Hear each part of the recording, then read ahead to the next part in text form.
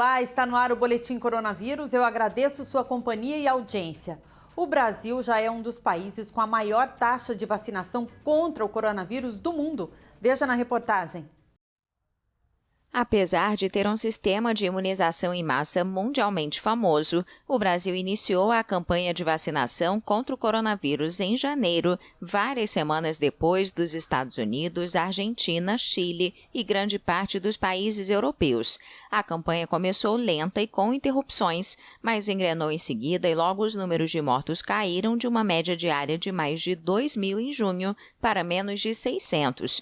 Hoje, o segundo país do mundo mais afetado pelo vírus, com mais de 588 mil mortos, já está vacinando adolescentes e aplicando terceiras doses em muitos estados. Segundo dados do portal Our World in Data, o Brasil tornou-se o quarto país que mais administrou doses, atrás da China, Índia e Estados Unidos. O país também é o terceiro que mais vacina diariamente, com uma média de 1,5 milhão de unidades nos últimos 7 dias.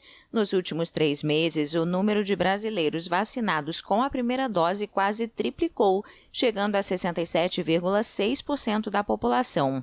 Os totalmente imunizados representam em torno de 36%, número ainda muito inferior ao de outros países, mas que coloca o Brasil na terceira posição entre os 10 mais populosos. O Ministério da Saúde revisou a recomendação para vacinação de adolescentes entre 12 e 17 anos. A partir de agora, apenas adolescentes com comorbidades, deficiência permanente ou que estejam privados de liberdade que serão imunizados. Segundo o ministro, muitos municípios iniciaram a imunização dos adolescentes antes do prazo estipulado pelo Plano Nacional de Vacinação, que era 15 de setembro. Além disso, receberam outros imunizantes e não o da Pfizer, único autorizado pela Anvisa para este público. Marcelo Queiroga lembrou ainda que a Organização Mundial da Saúde, OMS, recomenda a vacinação de adolescentes sem comorbidades apenas depois que as populações de maior risco sejam imunizadas. Então, meus amigos, 5.570 secretários de saúde do Brasil, sigam a recomendação do PNI. Sigam a recomendação do PNI. Não dá para o Ministério da Saúde se responsabilizar por condutas que são tomadas fora das recomendações sanitárias do país. Até agora foram vacinados 3.500.000 adolescentes. Desses, mais de 1.500 apresentaram efeitos adversos. A relação entre o óbito de um adolescente de 16 anos com a vacinação está sendo investigada. 93% dos casos de efeitos adversos estão ligados a erros de imunização. O que significa erros de imunização? Na verdade, um quantitativo muito grande de pessoas que foram imunizadas por um imunizante que não tem indicação em bula para aquela população, para aquela faixa etária. Às vezes tomaram a primeira dose de um determinado imunizante e quando foi a segunda dose, ainda tomaram de outro imunizante. Com o avanço da vacinação, especialistas ainda alertam para os cuidados sanitários que devemos ter para diminuir a disseminação da Covid-19. E isso por conta das variantes. No Ceará, por exemplo, já foram confirmados 2 casos da variante Mu, que é de origem colombiana. A variante Delta da Covid-19 já está presente em pelo menos 29 municípios cearenses. Os diagnósticos já chegam a 122 casos e este número pode ser ainda maior. Dentro deste número estão pessoas que não saíram do estado nos últimos meses, o que eleva o nível da situação para a transmissão comunitária da nova variante. Apesar de nós estarmos nesse momento com baixa incidência de casos de Covid, é importante estar atento, a gente manter a atenção, porque essas variantes elas estão circulando. A Delta nós já temos transmissão comunitária inclusive, mas as outras a gente tem que estar atento para que não haja um espalhamento tanto de variantes de interesse e principalmente as variantes que nos preocupam mais.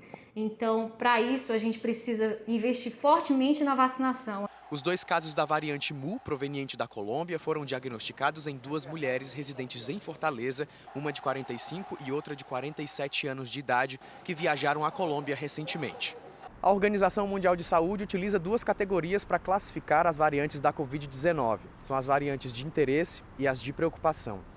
Já é comprovado cientificamente que a variante Delta é uma variante de preocupação por conta dos seus altos índices de transmissibilidade, conseguindo inclusive driblar o sistema imunológico de pacientes que já foram imunizados. No caso da variante Mu, por conta do seu diagnóstico ainda recente, não há estudos tão aprofundados, por isso ainda está na categoria de variante de interesse. Mas há indícios de que ela pode ser ainda mais perigosa. Em agosto, agora ela subiu do patamar mais baixo, né, para esse patamar intermediário, ou seja, ela foi encontrado alguns indícios, tanto nas mutações, nas características genéticas dela, como o fato dela ter causado um grande número de casos, especialmente na Colômbia, onde ela foi descrita, fez com que ela passasse para esse patamar intermediário, quer dizer, todas as outras variantes passaram por isso, né? Ela pode se consolidar, se ela mostrar que ela é capaz realmente de causar problema, ela vai subir junto com as outras 4 lá como uma variante de preocupação. Ainda não é o caso. Apesar dos dados indicando fortes quedas nos números de casos e óbitos de Covid-19, ainda não é tempo de descuidar. Enquanto não tivermos uma porcentagem significativa da população com o esquema de imunização completo, as variantes vão continuar sendo uma grande ameaça à vida. Enquanto nós não tivermos 80% a 90% das pessoas completamente vacinadas, a gente tem que ter esse cuidado. Lembrando que desses 122 casos, a maioria deles são de pessoas que ainda não estiveram com o esquema vacinal completo. Ainda sobre variantes, já são 394 casos da variante Delta registrados em 104 municípios mineiros. Em Poços de Caldas, no sul do estado, o primeiro caso da nova cepa foi confirmada em uma paciente que apresentou apenas sintomas leves da doença.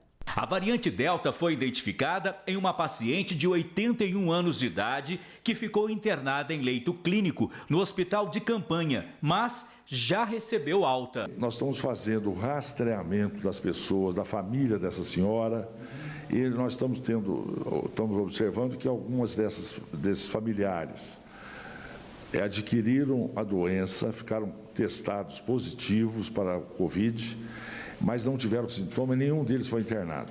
Só quem foi internado foi essa senhora, que já tinha sido vacinada e ela não apresentou quadro grave da doença, ela apresentou um quadro leve da doença. Mesmo com o avanço da vacinação e com a diminuição do número de casos e de mortes na cidade, a pandemia não acabou e é preciso continuar com as medidas de proteção, entre elas o uso de máscara, distanciamento e higienização das mãos. Já existe possibilidade de novas mutações, além dessa Delta que já está por aí, já existe uma outra, que é a Alfa, que está acontecendo em alguns locais, mas o que eu sinto é que a força, vamos dizer, da pandemia, em razão da vacinação, principalmente dessas outras medidas, ela já não é mais como era há algum tempo atrás. Ela já diminuiu. Você vê que o número de casos de contaminação diminuíram muito, os casos de internação, felizmente, diminuíram muito, e felizmente os óbitos também estão diminuindo. Notícia internacional: a China vacinou mais de 1 bilhão de pessoas de maneira completa contra a Covid-19. O país foi o primeiro afetado pelo novo coronavírus e também o primeiro a sair da crise sanitária. O governo da China anunciou nesta quinta-feira que o país já vacinou de maneira completa mais de 1 bilhão de pessoas contra a Covid-19, o que representa mais de 70% de sua população. O país de maior população do planeta, 1 bilhão e 400 milhões de habitantes, foi onde o coronavírus surgiu no fim de 2019. O Ministério da Saúde chinês informou que distribuiu mais de 2 bilhões e 100 milhões de vacinas.